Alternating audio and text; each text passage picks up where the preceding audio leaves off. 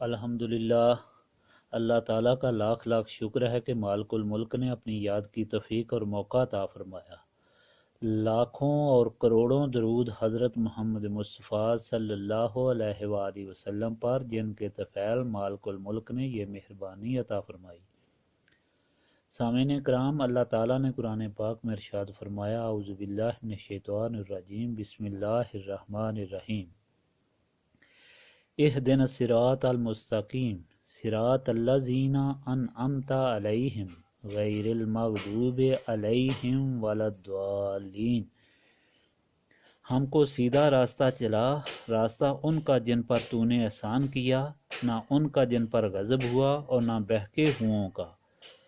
سامعین کرام، اللہ تعالیٰ نے قرآن پاک میں سورۃ فاتحہ کو سب سے اول رکھا ہے، جس کے متعلق پہلے بیان ہو چکا ہے۔ یہ سورت انسان کے سینے کو کھولتی ہے، کیونکہ الحمدللہ کہنے سے نور پیدا ہوتا ہے جو سینے کو کھولتا ہے، جس کی قوت سے قاری کا دل دنیا سے ہٹ کر اللہ تعالیٰ کی طرف ہو جاتا ہے۔ پھر اسے رب کی ربوبیت کا علم ہو جاتا ہے اور رب کی وحدانیت کا یقین ہو جاتا ہے۔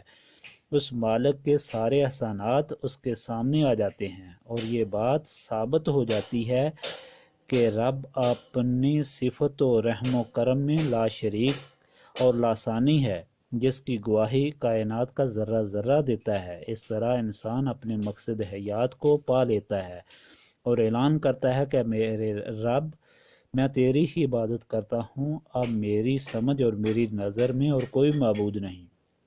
اور پھر یہ اقرار کرتا ہے کہ یہ سب تیری مدد سے ہی ہے، ورنہ میں بھی شیطان کے پھندے میں پھنس کر غافل ہو جاتا۔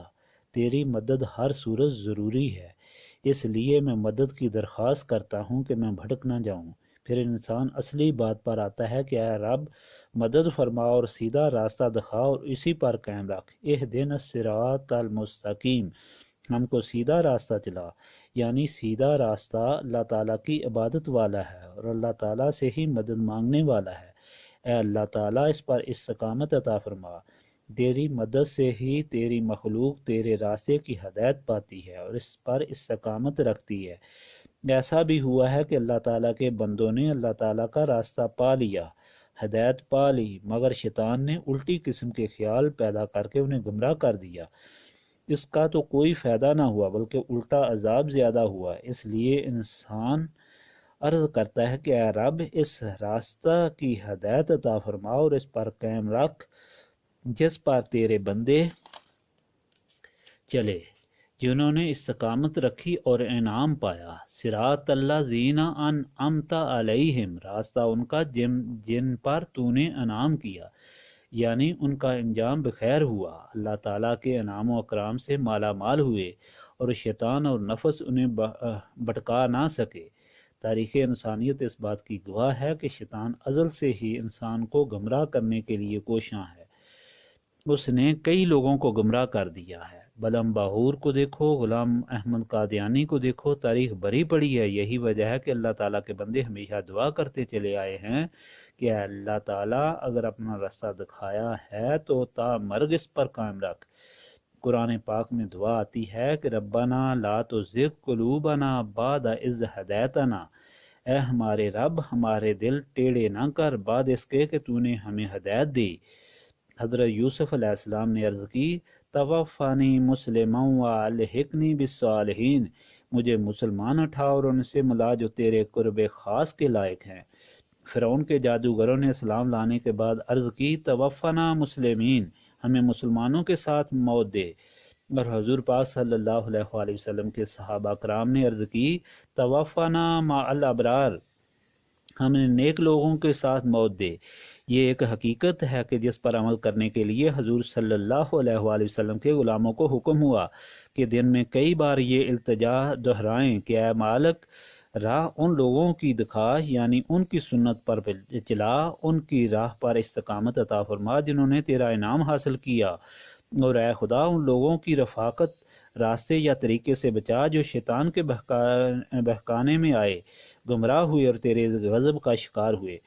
سامعین کرام، یہ ہے سورۃ فاتحہ جو سب سے پہلے ہدایت کی گئی، جس میں عبادت کے طریقے اور رحمت کے خزانے رکھے گئے، جسے دن میں کئی بار پڑھنے کا حکم ہوا۔ یہی اس کی فضیلت کا سبب ہے۔ جب جبرائیل علیہ السلام اس سورت کو لائے تو ان کے ہمراہ 7,000 فرشتے تھے۔ روایت میں ہے کہ شام سے ایک قافلہ ابو جہل کے لیے بہت سامان لے کر آیا۔ یہ قافلہ 7 گروہوں پر مشتمل تھا۔ حضور پاک صلی اللہ علیہ وآلہ وسلم اور آپ صلی اللہ علیہ وسلم کے صحابہ دیکھ رہے تھے۔ اس وقت اکثر صحابہ غریب تھے۔ حضور پاک صلی اللہ علیہ وآلہ وسلم کو اپنے صحابہ پر ترس آیا تو یہ سورت نازل ہوئی اور فرمایا آتینا کا سبعا من المثانی، یعنی ابو جہل کے ہر قافلے کے عوض آپ کو سورت فاتحہ عطا فرمائی، اور فرمایا آپ فکر نہ کریں، اس سورت کا فائدہ قافلے سے کہیں زیادہ ہے۔ حضور پاک صلی اللہ علیہ وآلہ وسلم نے فرمایا اگر یہ سورت تورات میں ہوتی تو موسیٰ علیہ السلام کی قوم یہودی نہ ہوتی، اور انجیل میں ہوتی تو عیسیٰ علیہ السلام کی قوم نصرانی نہ ہوتی، اور اگر زبور میں ہوتی تو داؤد علیہ السلام کی قوم مسخ نہ ہوتی۔ جس نے اس کو پڑھا گویا اس نے سارا قرآن پڑھا اور کل مومنین پر صدقہ خیرات کیا۔ اس کے کلمات 22 ہیں اور فرضیت نماز سے وحی کے آخر تک 22 سال تھے۔ حضرت خدیجہ رضی اللہ تعالی عنہا سے روایت ہے کہ حضور پاک صلی اللہ علیہ وسلم نے فرمایا کہ جب اللہ تعالیٰ کسی قوم پر عذاب بھیجنے کا پختہ ارادہ کرتا ہے اور اس قوم کے بچے الحمدللہ رب العالمین پڑھتے ہیں تو اللہ تعالیٰ اس قوم سے 40 سال تک وہ عذاب دور فرما دیتا ہے۔ اس میں 7 آیات ہیں۔